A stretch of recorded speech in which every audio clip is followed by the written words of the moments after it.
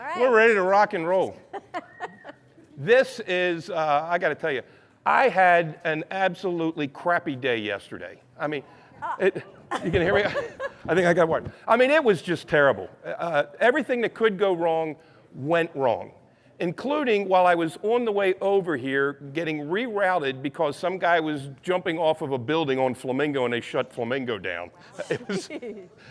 And then I got into my room and I picked up the phone, and so I have to introduce you first. I remember, I didn't forget. I first tried to call Sonya because she was flying in from back east, from South Carolina, and I thought that she was here already, so I called her room, and she hadn't checked in yet. So then I called Morgan's room, primarily because I know the name, and you will too if you don't yet, and she wasn't in her room. And then I called Anne-Marie's room, and she answered the phone, and fortunately, I was able to persuade these women to go to dinner with me last night, and so my really, really rotten day turned out to be really, really great last night. I'm telling you. It was so much fun. Oh, it was great. We had dinner at Irvine's new restaurant here, and if you don't get a chance to go there this weekend, come back and go. The food was good, right? Was so good. Oh, fabulous last night. Service was terrific too. So these are the Politichicks. I still feel uncomfortable calling them chicks, but they seem to be okay with it, so I'm okay with it too. So Anne-Marie Murrell, got it, didn't I? On stage, founded the Politichicks, and then I believe Morgan, you joined the effort a little bit later afterwards, and then they roped Sonya in, as I learned last night. And They stalked me. They stalked her. We did.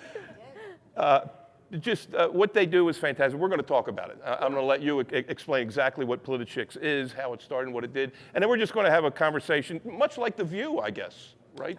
Yeah. Oh my gosh. Yeah. I'll be Oprah. We're about the Or not exact Oprah. Who is one? opposite of The be View. Joy. I could be Joy. I could be Joy. Isn't that on again?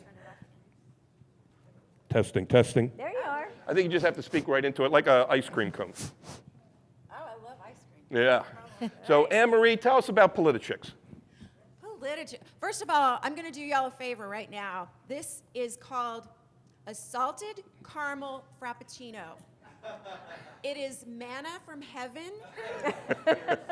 Morgan introduced me to this yesterday, so I'm not letting go of it. That's why I'm probably going to be talking really, really fast soon. Politichicks, can y'all hear me? Yeah. Okay, good. Can you? There Hello. you go. Perfect. Be Like an ice cream like a cone. rock star. You All got to right. be right there. There you go. So Politichicks, for those of you who don't know, Politichicks.com, it started out as a web TV show. It was me and Victoria Jackson and a couple of other women, and it was really fun, and we had a lot of fun doing it, but we realized that there were so many women who wanted to use their voices and didn't know how, didn't know what to do. They felt like they needed to do something, but had no idea where to even start. So I turned it into more of a website and more of an activist-based thing. And it kind of morphed into what it is today. We have hundreds of men and women writers that write for us. They're activists. They've run for office. They do everything they can to make change locally, which is so important. And we go across the country and we motivate and we shine light on the darkness. That's what we do. That's pretty good. All right. That's right. So, Morgan, I want to hear from you, but first I got to tell everybody a little something.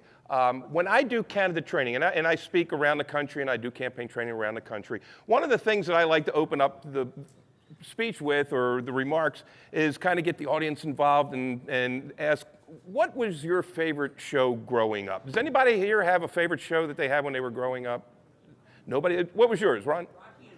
Rocky and Bullwinkle. Did you like Rocky or Bullwinkle? Oh, no. Well, you look like Bullwinkle. Ron's great. I like the Twilight Zone. Twilight Zone. Anybody else Twilight Zone? Oh, yeah, There everybody. you go. Go ahead. Beverly Hillbillies. Beverly Hillbillies, huh? All Yeah. right. Jesse? Bonanza, Nevada, yes. Right. You You Bet Bet Your Your Life. Who Life. remembers You Bet Your Life? Oh, I do. Yeah, okay, a lot of us do. do. Go ahead. How about the shadow? He knows everything. The Shadow. Oh. Was The Shadow on television or was that radio? You're going way, yeah, you're. That's great. Lone Ranger, who else? Shout it out. The Speed Racer, I wanted the car. Speed Racer, great car. Racer. Oh, Okay, yeah. mine was Dallas. J.R. Ewing was my hero. I worshiped the ground he walked on. He was my political hero. I watched every episode, and I will watch every repeat every chance that I get. And if you don't recognize the name Morgan Brittany, then you weren't watching Dallas. And Morgan was the good one. That Pam Ewing, I never did like her. Good one, yeah. Well, no, she was the bad one.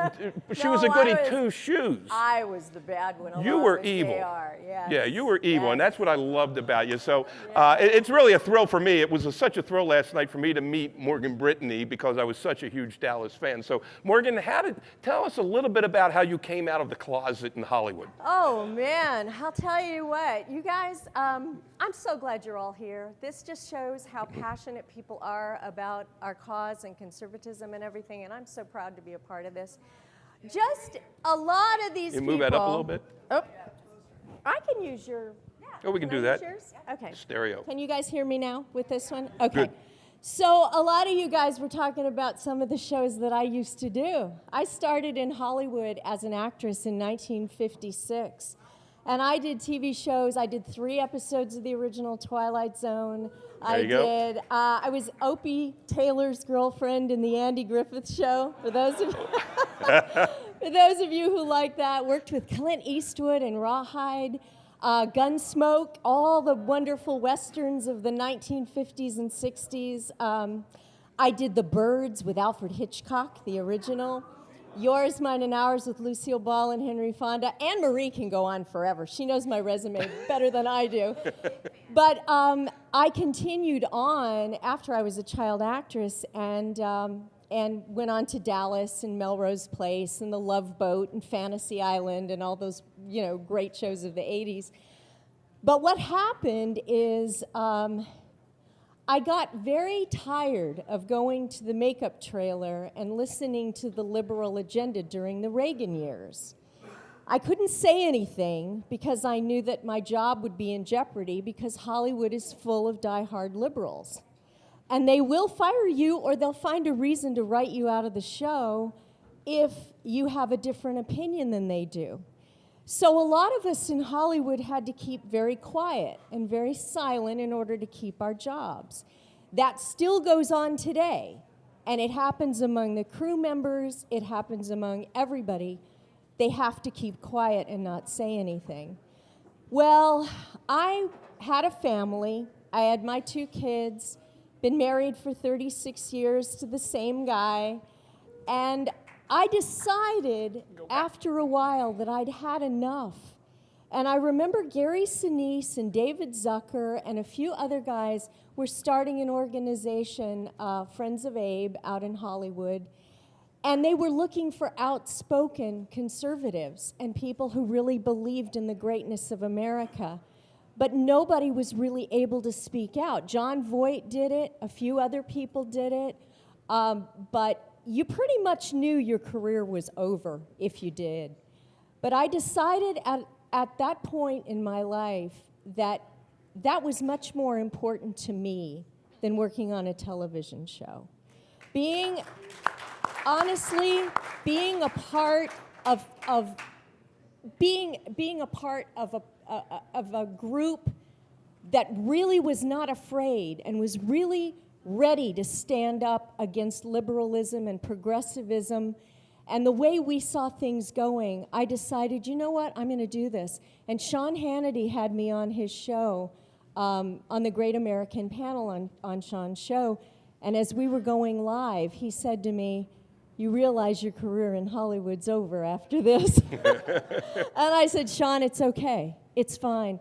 Then Anne Marie found me. It's almost like it was divine intervention because she found me, we got together, everything started to snowball from there, and we became a force for other people. We kind of motivate people. We go out, we speak, we get them, people from all walks of life that never thought about being outspoken in politics. And that's what we want to do. We want to get people excited and not afraid of being called racist and homophobes and everything else. Don't be afraid. Stand up for what you believe in. So we feel in our own small way, and now we have Sonya with us, we feel in our own small way that that's what we need to do, and that's what we want to do. So that's where I came from. Great. So, before I get to Sonya, I won't, but would you, I know what FOA is. Yeah. Would you just tell everybody a little bit more about FOA for folks who maybe not know what that is? FOA it was called Friends of Abe, and it was an underground group that was conservatives, actually not just conservatives in Hollywood. We're talking patriots, even some Democrats and some people who were really feeling like they were left out of government and decisions, and everything was going way too far to the left. And what we were doing is we were having meetings, and we were backing candidates that we felt could make a difference, getting writers, directors, producers, actors all together to try to change the culture. Like Charlie Kirk was saying earlier, we're losing the culture, you guys, if we haven't lost it already, because Hollywood owns it. Hollywood owns it, the media owns it, the music industry owns it, and they're shoving their agendas down our throat. So FOA was formed to try and make a difference and change that. And little by little, it was doing it. It was really doing it. FOA, with the Trump presidency, it kind of scattered a little bit, but there's still a lot of conservatives out there that are making a difference. And were the meetings held in the Bat Cave? Was there a secret handshake? Or, and are you able to say who some of the members were? Yeah, we would have meetings at Kelsey Grammer's house. We'd have meetings all over the place, mostly in restaurants, back rooms of restaurants where we'd meet. And we tried to keep it, basically you would say, don't say anything about all the people, because honestly, one day I went to a luncheon and I sat down in my seat and I looked and I did a double take, and next to me was Dennis Hopper from Easy Rider, right? And I went, what the heck are you doing here? And he said, I'm a closet conservative. I went, what? And he said, yeah, my wife won't let me watch Fox News, but I have to go upstairs. And I'm like, this is surreal. I mean, we had Clint Eastwood and Dennis Hopper and all these people, John Voight, and all these people sitting around, and we're all having lunch discussing politics. And it was amazing, but we couldn't ever out people. You know, if they didn't want to be outed, we absolutely had that zone of silence. But it's a great group of people, and there's a lot of them. People that you all would know and go, really? Is Gary Sinise one? Yeah. Oh, Gary. yeah. Oh, absolutely. Great guy. Yeah. Cool. Okay. So. Andy Garcia. There you go. Yeah. James Woods. Absolutely. He's way yes. Yes. Yeah. What's James Woods' Twitter? I follow him, but does anybody know? Is it James?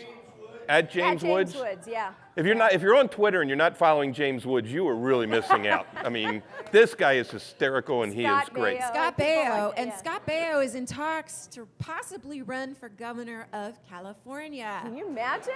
Yeah. And we were talking about this last night, and I don't know Scott Baio, but my question was, is he going to become a girly man like Arnold was? And they said, no, it ain't going to happen. So that's great. His wife, Renee, if you follow her on Twitter too, she will never let him be a girly man. Oh, good. In that sense. No. Good. So. Huh? Yes. Oh, yeah. Oh, yes, and he wants to run for office. Who? Yeah. Antonio Sabato Jr. Oh, okay. Yeah. Got it. Yep. Okay, so. And Sonya, he's cute too. And he's cute. So we got these two crazy left coast conservatives. I mean, it's expected that they'd be kind of a little bit nuts if they're conservatives in Hollywood. I mean, I get where they're coming from. What's a nice Southern girl like you from South Carolina doing hanging out with these crazies? How did you get involved with them? Tell us your story. She drinks a lot. She drinks a lot. Oh, but now before you start, on me. this is Sonia's first time to Las Vegas.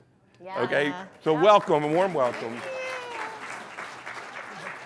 Morgan and Anne-Marie took her out to see the sights last night, and before they left, they said, we're so happy that we don't have to come on until 3 o'clock, because we're not sure about Sonya if she'll be able to answer the bell, but you know, she made it, and we're really proud of her for her first time here, so way to go, yeah. You did it. So go ahead, Sonya, tell us. Can y'all hear me? Okay.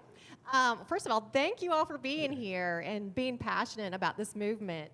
We really appreciate all the people that are on deck that are still wanting to push this country forward in the right direction. So we appreciate y'all being here today. Anyway, actually, when I got out of college, I was pretty liberal, and I moved to South Carolina. I grew up in Pennsylvania, which is a blue-collar state, and I moved to South Carolina and met my husband at the hospital. I was a registered dietitian by trade. He's a surgeon. And he, over time, turned me into a conservative. He was patient with me. God bless him. Woo!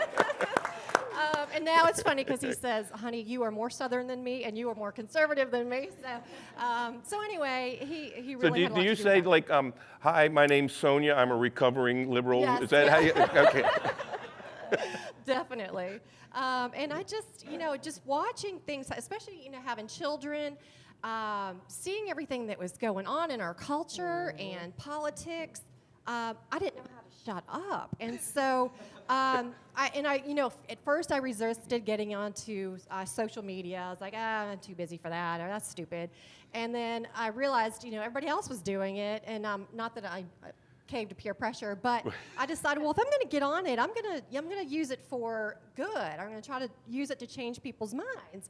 And so I just started getting on Facebook and Twitter and just putting, whatever the media would say, I would, start writing the opposite or like the conservative side to it, because no one was saying that in the media.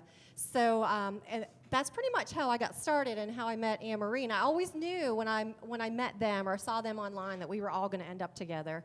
It took a couple years, but But we did, yeah. so that's pretty much how it started. And I started out writing in 2012. And then just about a year ago, I became the national spokesperson. And I was telling Charlie last night, I'm really an introvert. So if I'm getting up here on stage and I'm out there speaking, I'm mad and I'm talking business now.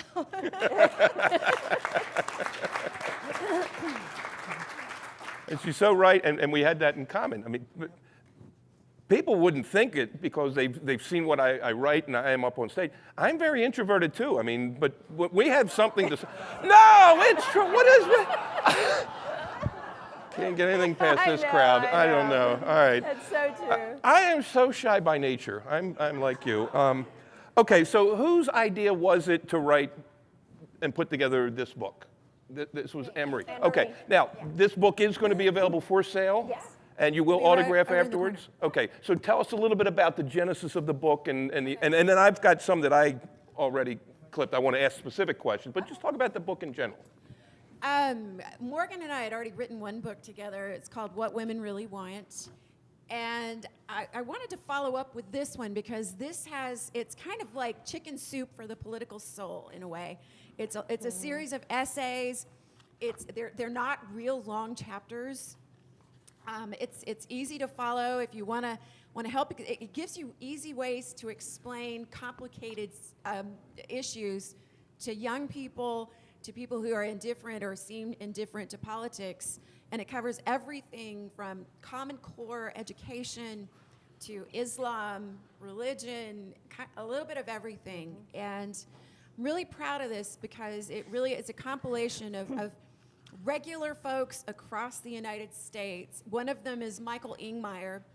He's Sean Smith's uncle, and Sean Smith is one of the people that was killed in Benghazi. So he is one of the most outspoken person shining the light on Benghazi almost every day of his life. And he is a contributor. Daniel Greenfield, do any of y'all know who he is from Front Page Mag? He's brilliant man. He wrote the foreword. It's a really solid book with brilliant people, and I'm more proud. I'm as proud of that as I would be a baby. Wow, that's saying That's something. saying a lot. Yeah. Although I've seen some people's babies, and okay. So, in light, the title is "Politichicks: A Clarion Call to Political Activism." Mm-hmm. Okay. Now, this came out when? Just recently. Well, what month was it? In the spring. In the spring. Well, we actually opened our book tour on Capitol Hill in Washington, and then we closed speaking at the Heritage Foundation back in Washington. We were on Fox and Friends. We did a whole national tour. It was really fun. Yeah, Fox and Friends is nothing compared to being here, though, right? Not at all. Right. Okay. Go ahead, And Sonya. I have This to is laugh it. because Not at all. we started in Washington, D.C., and we ended in D.C., which is the heart of government. And on the cover of our book, I'm wearing a T-shirt that says, "Less government, more fun." Gotta love that. So, you guys, I'm sorry, you chicks Yeah. call weren't us snowflakes. necessarily Kool-Aid drinking Trump supporters in the beginning, were you? No. Go ahead, tell us about. You know what? I don't think we should be Kool-Aid drinkers for anyone that wants to be a politician. Yeah. Yes. I agree. Kind of the nature of the business. We should be very skeptical and cynical at all times. Even if a pope ran for president, we got to watch the pope. I mean, whoever is whether they start as a politician or not, when they become one, they need to be watched. We are their bosses. We need to stop treating them like they're our bosses and we're their employee. That ain't true. I do want to say one thing that I was just a couple of days ago, I was confronted, which I often am, by an angry family member who thinks, well, in this particular case, he was concerned because he said there's so many fringe people out there in your party now that are perpetuating fear and hate, and they're all hateful. And unfortunately, y'all, unless they're watching one particular news channel, all they're hearing is hate coming from our side. So I put it to him this way, and it was effective, and I wrote about this recently. Imagine, because he loves the TV show Sopranos. Did y'all ever watch that? Mm-hmm. Imagine two mafia families living in Washington, D.C., and they've been battling each other for hundreds of years for position. They don't care about Washington, D.C. people. They care about their jobs and holding their family positions forever. Well, so they're running for president of Mafia, Washington, D.C., and out of nowhere comes this television celebrity running against the two mafia families. At first, they laugh at him, ridicule him. They don't take him seriously. But then they start realizing that the Washington, D.C. regular folks really like this guy. He's speaking to them. So then they go into panic mode. Both parties, both families have to. They don't have a choice. They have to get rid of this guy. And then all of a sudden, out of nowhere, he won. He is now president of the mafia. He's not even in the mafia family. He's never been a mafia member, and he won. He beat them. They don't have a choice but to get rid of this guy. They can't whack him off. Oops. What's the word? Okay, wait a minute. Bump him off. You might want to, rephrase Bump that. him off. Is this can we- period? They can't just whack him. That's right. That's you go. right. Hey, it's Vegas, baby. It is. That's why I'm talking about the mafia. Okay, so they can't do that to him. They can't assassinate him because everyone will know it was either one side of the mafia or the other side. So they have to assassinate his character. And they go after him with both barrels. Both mafia families have to do this because his very existence makes their existence obsolete, right?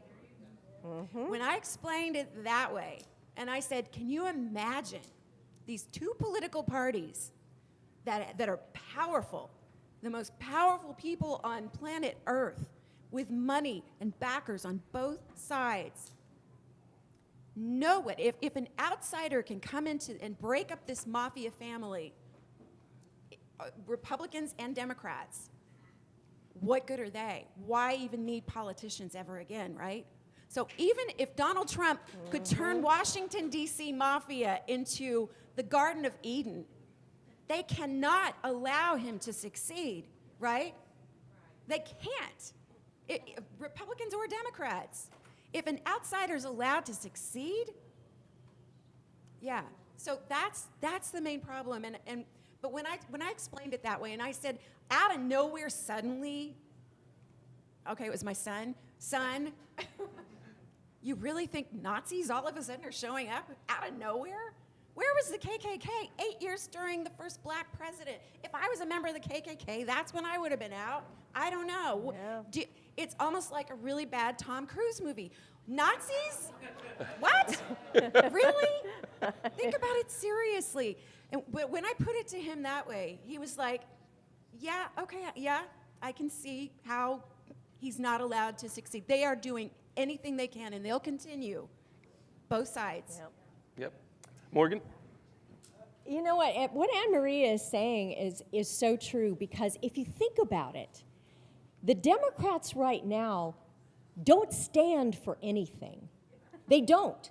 They don't have any issues that they really stand for. What are they doing? They're taking down statues of our history because that's all they've got. And what they're trying to do is they're trying to get rid of anybody that has an opposing voice. They're winning in our colleges and in our schools because they've got all these kids now that have to go to their little safe zones if you say anything that offends them. But what happens to these kids when they have to get into the real world and deal with real people in real jobs? They're going to fold up and have to go to their little safe zone. So the Democrats, realistically, if we look at it, we're in a position of strength as Republicans and conservatives because they got nothing. They got nothing. They don't even have anybody to run. They thought Hillary Clinton was a slam dunk because she was a Clinton, right? They had not a clue. Anne-Marie and I were on the air on election night in New York City.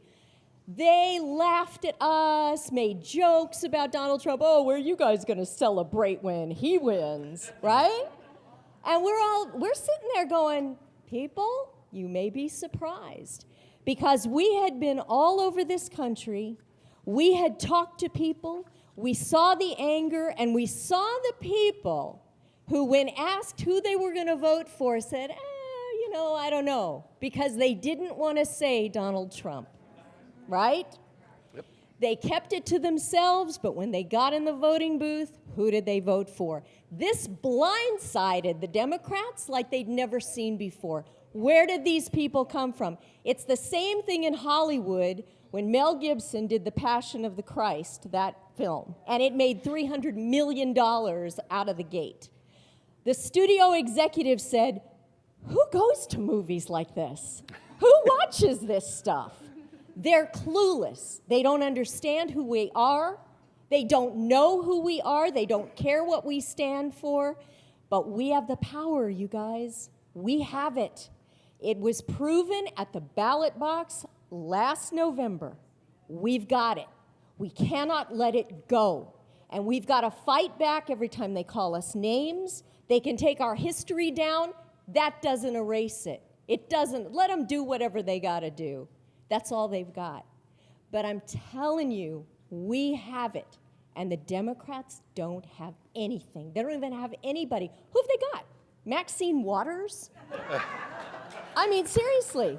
That's their poster child for the Democrat Party, or that leader, what's that guy's name, who's the leader of the Democrat National Committee, who's a crazy person? I don't even know who he is. Does anybody know? Or Bernie Sanders? Yeah. Yeah. Tom Perez, there you go. So this is who they've got. They got nothing. They got nothing. And they're trying to make us believe that we're the bad guys and we're the haters when we're not. Because like Anne-Marie and Sonya say, we have the truth on our side. They can't handle the truth, as Jack Nicholson would say. They can't handle it. They'll get up and they'll leave. They'll walk out of a room. Oh, I can't talk to you. How many of you have heard that? I can't talk to you. I can't discuss it. I get that from my kids a lot.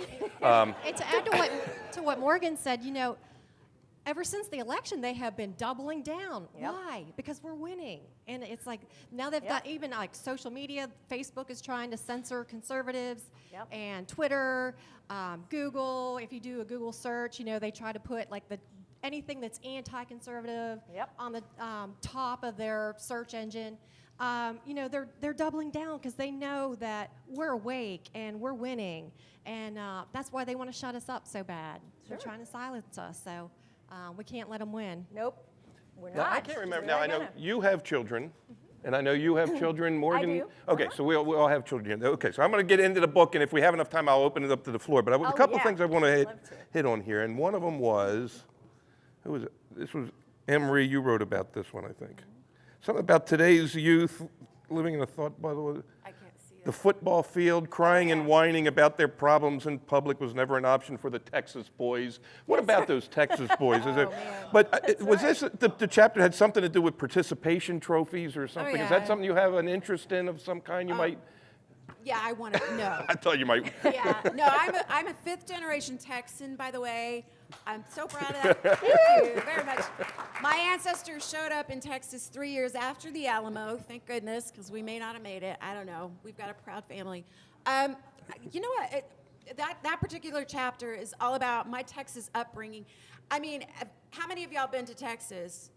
Everybody. Okay, good. Yay. Except for Sonya. She's got to go. It gets pretty hot when Hughes Springs, Texas. Hughes Springs. It's about 200 miles from anywhere. Have you been there? Waxahachie. Do you know who Lolly Hatcher is? She was my roommate in Miss Texas. Oh, Okay. Waxahachie. Yeah, Carrollton. There you go. Carrollton, yeah. All right, well, so you know how hot it is in Texas. I grew up in a school that didn't have air conditioning. Me too. Right. Now they would put the teachers or the principal in jail, right? I want to say something about raising children because to me, when there's no accountability for bad actions, that's what takes down civilizations, right? The one thing that I believe with all my heart is taking down American history forever is time out. And I'm going to explain why, because I had an incident in about 1972 with stealing candy. I had my math teacher, all the kids that had good grades got candy as a reward, and I never did because I didn't do good in math. Well, one day I decided that I was entitled to just steal a couple pieces of candy out of my teacher's desk, and I did. So I'm in the back seat of the car with my sister on the way home, and I have a big mouthful of cherry candy, and my sister says, "Where'd you get that?" And I freaked out, and I could have said I found it on the ground or somebody gave it to me, and then I looked up and I saw my mother looking at me in the rearview mirror, and I don't know why I freaked out, and I confessed everything, and I said I stole it out of the teacher's desk. I'm so sorry, and I was sobbing. Just not a good liar at all. And so I get home, and my mom and dad had a conference together. They made me wait in the room by myself. They came in, I got a spanking, and I deserved it. It was just a couple of whacks on my butt. I gotta stop saying that word. A couple of pats on my butt. It was no big deal. But I also had to use my own money to buy a whole bag of candy and tell my teacher that I had stolen that candy from her. Now, I'm telling you right now, if I could have invented timeout, I would have as a kid, because I wouldn't have been sitting there thinking, oh, I was so bad. I would have been planning and plotting how to steal more candy next time. Instead, I never stole candy again as long as I lived. I've never stolen anything, and I never forgot that lesson. If I had had timeout, I would have been I swear, I would have been like the bad kid in Willy Wonka. You would have found me swimming naked in the chocolate pool. You would have had to get a SWAT team to get me out of that. I would have stolen the rest of my life. There is Sort no of like Hillary Clinton, right? like Hillary Clinton. Yeah, exactly. Sort of like her. There's Yeah. no as soon as whoever just I think it was a communist that discovered timeout, because as soon as they did that, kids are treated, the word snowflake, why we keep using that word, they're treated and coddled like their response, like they can understand how bad stealing is by sitting in a chair and not getting paddled. And I'm Yeah, not right. talking paddled, and I got paddled too. I mean, if there's no consequences for your bad action, that's when illegal immigration and Islamic terrorism and No everything laws, happens. no There are no law. laws when it's an open, when there's no laws, and that's what we're seeing right now. And it's only going to get worse. And it's got to start back home with parents really getting stricter on these kids. They have to, or they'll end up like me. You turned out okay, Yeah, all I think. right, yeah. Maybe it was, and I forgot, who wrote which chapter, but I think maybe, Maureen, you mentioned the participation trophies in Little League or something with your kids. Oh, my about gosh, this whole yeah. self-esteem Yeah. theme stuff. Go My ahead. my son was in Little League, and he was little and really good player on baseball team. And I'll never forget that at the end of every game, they would give everybody, the game ball. And so it was weird. They'd give it to one kid, and then they'd give everybody else one, just for showing up, for being there. And my son couldn't have been more than 7 or 8 years old, and he said, "Man, Mom, I don't understand this. Why did everybody else? Joey was standing out in right field and he was picking his nose. He didn't do anything." And he said, "I was running around the bases doing everything. Why did he get one?" And I said, "I don't know." I said, "You know what, though? Don't even think about that." I said, "You know what you did, and you did the best you could possibly do, and you gave it your all, and your team won." And I said, "Wouldn't you rather be you? Because you got it, you deserved it, and you earned it. It doesn't mean anything to Joey. He didn't earn it. He didn't do it." And I'll never forget, even a little bitty child like that at 7 or 8 years old understood that it's not fair. Everybody doesn't win. You don't. You lose in life sometimes. Guess what? Get over it and pick yourself up and get back in the game. We got people now that are just these fragile little snowflakes. They're not going to get anywhere. I mean, we were listening to Charlie talking about the colleges and stuff. This is the only hope I've got, you guys. Maybe the millennial generation is lost. I don't know. I got 2 millennial kids. But you think about maybe the next generation. Maybe they're not going to not want to be told what to do and how to do it and what to eat and maybe they're going to rebel against that. There's a possibility that could very well happen where they just completely say, "No, you're not going to tell me what to do, what to say, how to say it." I'm hoping for that. And I'm hoping all of us can influence those young people. We have got to give them the courage to get out there and speak up. And don't get shouted down. Stand up for what they believe in, because they're our future. I mean, a lot of us are not going to be here. But I want to see my kids have a great future. And that's these young people. And trust me when I tell you, the liberals and the progressives on the left, they have been going after our children for generations, little by little by little.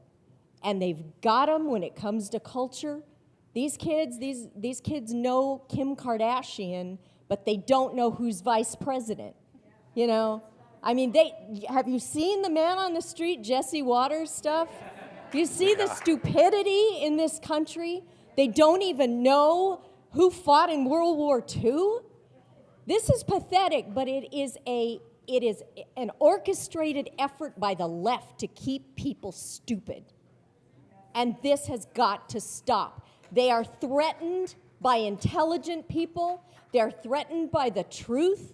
And the only way they can win is to keep you dumb and ignorant. That's what they want to do. And getting the check every week.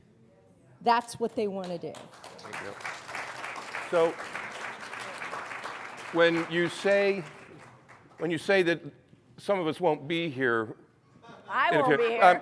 I'm old. Oh, I thought maybe you meant maybe some of us were going to get whacked off. Okay. You'll never live that one down in this group. That's going to follow her forever. Sonya, in reading your chapters, you're a very religious, spiritual person. Tell us a little bit about that, your spirituality, and how that interacts with what you do in the political arena. Right. It's funny because I started out just converting to Republican in 2000, and then it was actually through my faith when I actually grew up and got serious about faith and went back to church. I grew up Catholic, and then I went back and found a different church. But I'm not knocking Catholics. I think Catholics are wonderful too. But I just I found Jesus, and it's just through that walk with Him I realized. Oh, can you hear me? Okay. I just realized how important it was for Christians to be involved in politics too, and don't buy into this separation between church and state. That's such baloney to shut us up again. Right. Yeah, and so they'll take something and they'll twist it the left, and so we have to know what it means. It's not even in the First Amendment, but a lot of people, even I hear Christians say that all the time, and I said, you got to read up, and you got to do your homework, because we are losing this battle, the culture, like Morgan and Anne Marie were talking about, and we need to get involved in politics and make sure that we're affecting the laws and the policies today. So that's pretty much how I got involved in as far as the religion, so, yeah. Okay. So, and I know we talked about this last night, and you said it was okay to talk about this. Uh-oh. Okay. And it has nothing to do with the mafia. If you have not read the book yet, you probably do not know. How long ago was it? Last May. Last May, okay. So, and you've been doing Politichicks for Gosh. Ever. forever. I mean, traveling all over the country. It became pretty much a passion. I mean, this was your life, became politics. And then 6 months ago, did you say? It was last year, last May. Last May, Anne-Marie was diagnosed with MS. And that's why you saw she has her cane here. And when I learned that, because I invited you guys to come before I read the book, I knew just from your reputation, I said, God, I'd love to have them here. And I read the book and I said, oh my gosh, I feel badly that I'm making this poor woman drive all the way out from Los Angeles to come out here. And I didn't know that. But I mean, it's one thing for those of us who are not suffering from something like that, to be out there active, and I'm just old and I'm out and speaking this. That's all I have going against me. But tell us about that experience, because that had to be, I mean, after I read it in the book, I was really, really touched that you agreed to come here under the circumstances, and I'm just so happy that you were here, and I'm happy you're obviously doing okay. But tell us a little bit about how that affected what you do with Politichicks. Nothing can stop her. Nothing Trust can me. stop her. Can't even Nothing keep can up with stop her. Thank you. The hard thing was the year before, my son, who was then 30, he was diagnosed with multiple sclerosis. That was what was really hard for me as a mom. I mean, I can handle anything, but when it's your baby, that's when it's rough. But so I had learned kind of what MS was all about through him, and then I was actually in the North Carolina airport when I lost vision in my left eye, which is exactly what happened to my son. My arm was going numb, my leg was dragging, and so ultimately I got diagnosed with MS too. It is extremely rare for this to be in a family, unless, if it is, there's usually a cluster of close family members that have it. For me, and it was interesting too, like 2 days ago I learned that I've got to start having steroid injections in my neck which is what my 82-year-old father is having, steroid injections, because there's a lot of demyelination. If I'd been diagnosed 10 years ago, I was misdiagnosed for many years. If I'd been diagnosed 10 years ago, I may not be closer to a wheelchair than not, but I don't care. I am fine. The thing is, I am blessed beyond all measure. I have so many beautiful, wonderful things in my life, and I'm not going to let something like that. I'm still going to wear heels. When I wear heels, I bring my cane. If I have to be in a wheelchair, Morgan will push me. I'm not worried. But I mean, I have this husband who, right now, his mother's dying, so he's normally with us.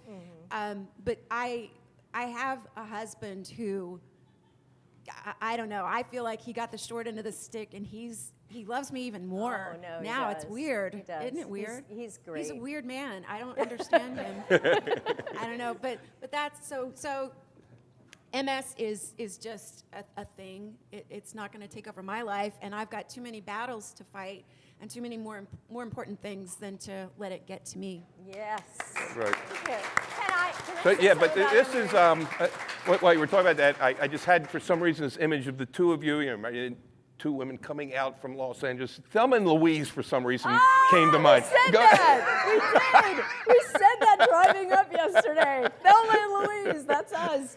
But I've got to tell you, Anne-Marie is so great. And here we think about, okay, I look at all these liberals complaining about things and protesting and doing all this stuff that they do.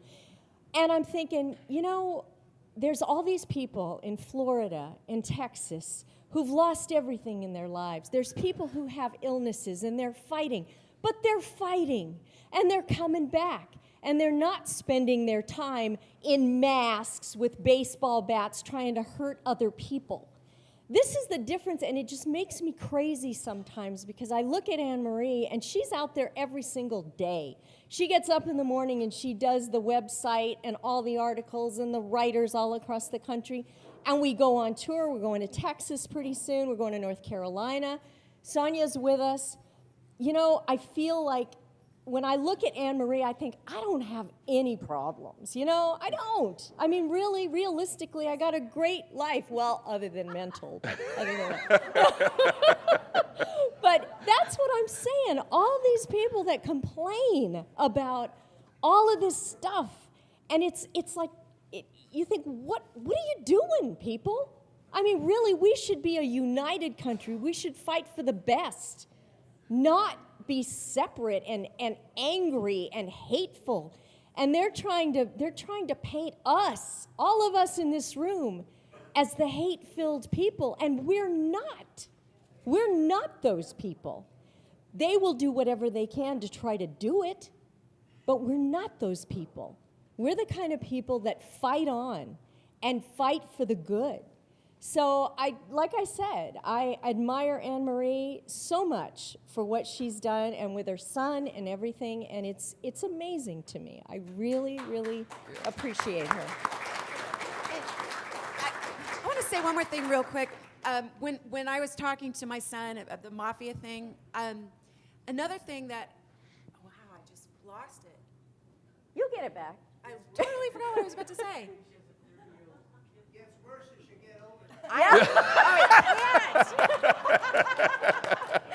Yeah, boy. Hey, we'll go to Sonya and it'll come back to you. It'll come back to you. I was going to say, I blame the brain lesions. at least you have an excuse. I don't even have one, Yeah, I except for don't my have one drinking. But as Morgan was saying, about the hurricanes, who showed up to really help during the hurricanes? It's those Texas boys that Anne-Marie was right. talking about. That's right. They showed up in their boats, in their four-wheelers. They Yep. showed up in whatever, and those were the guys that came. Where was Antifa? Where were all these other Where people? was the Clinton Foundation? Yeah. Where were they? Yeah, exactly. Yeah, there you go. Raising more money from who knows All right, we've where. got about 4 minutes to wrap up. Oh, So, can we ask? Can they ask But questions? I remember what I was going to say Go ahead. before, okay. before it goes out of my head again. When I was talking to my son about the mafia stuff, the one thing that he was saying, he goes, Mom, I'm not talking about you guys being the fringe, those mean people that hate people. He said, you guys are always really fair. You're as unbiased as possible. You hold everyone accountable on both the right and the left. And he goes, but I just don't want you even being associated with those kind of people. And I said, so what are you saying, that the only people who are shining the light on this should go away, right? That's what we all have to remember. There are bad guys everywhere. Yep. If you're sitting in church, there's probably a bad guy in your church somewhere. You can't avoid that. It's biblical. It goes back to, we'll blame Adam and Eve. I don't know. There will always be evil in the world. Our job is to always shine the light on the darkness. That's all we can do. It's what all of us should do, whether we're political or not, and that's all we can do as human beings. That's compassion, that's tolerance, that's love, not hate. Yeah, it's funny, Maury, when you were talking about that, there was I don't know if he was considered a folk singer. He was kind of a comedian, played the piano, named Tom Lear. I don't know if anybody ever knows who Tom Lear is. Yep. Okay. And he had a song about National Brotherhood Week, and it was a whole thing about National Brotherhood Week and there are people, our fellow man, who do not love their fellow man, and I hate people like that. It was really, really good. So, look, we've only got a few minutes. The ladies are staying. They're going to be in the back right there, selling their books, signing their books. They'll be happy to talk to you. The bar is being set up as we speak. Hey, So, I mean, we're not going anywhere. We have one more speaker, so I'm not able to take any questions right now. But if you have any closing comments before we go, go ahead, Sonya. It's like what Morgan was saying. I think it was Morgan. It's so important to reach our younger people. I've got young ones now that are 10 and 13. And I mean, we sit down, we read the Constitution together, we read the 5,000-Year Leap over the summer, our America's Spiritual Heritage. And you know, it's funny because my 10-year-old daughter was in class the other day teaching her fellow kids or her fellow students the 3 branches of government. And she's teaching them civics. And so, I mean, it's making a difference. And they're learning and they understand. They can watch the news and see the bias and understand what's happening. And in fact, my 10-year-old said the other day, she's like, Mom, we have a liberal in my class. And I said, well, how can you tell? And she said, she takes everything so serious. She can't take a joke. She gets offended easily. Oh, that's funny. Anyway, so, Great. you know, just reach the young ones. If you've got children, grandchildren, reach out to them, teach them. Yep. In fact, my dad called me the other day. He just finished reading the book, and we have one of our writers, Macy France. She wrote a lot about Common Core. And I've got a niece that's in 1st grade, and my dad called me, and he's like, I just finished reading this book, and she's bringing home this Common Core crap from school. I'm going to tour out. So he was all fired up, and he was going to go to the school and complain. And so, you know, whatever you can do to reach your kids and grandkids, please do. Everything helps. Great. Make a difference. Everything helps. Yep. Closing thoughts? Go ahead, Anne-Marie. Closing thought. I got nothing. You got nothing.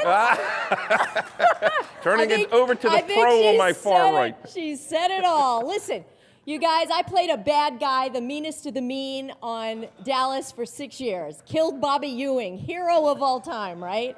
But then it was a dream and he came back. Yeah. Anyhow, what I know, because I studied those characters, I know how to deal with the bad guys on the other side.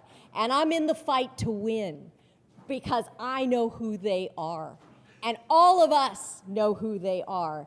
And you know what? They know we know who they are, right? So let's get out there. Let's keep fighting and kill them with kindness. You know what? That's the best way to do it. We get out there and we just make it happen. All right. Drive So,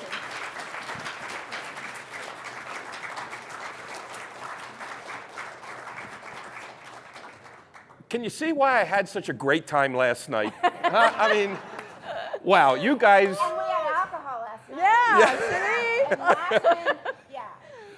You guys have been fantastic. I mean, I cannot tell you how thrilled I am that you came all the way out here and joined us. Give them another round of applause, folks. Come on. Thank Thank you. you. Yep. Woo!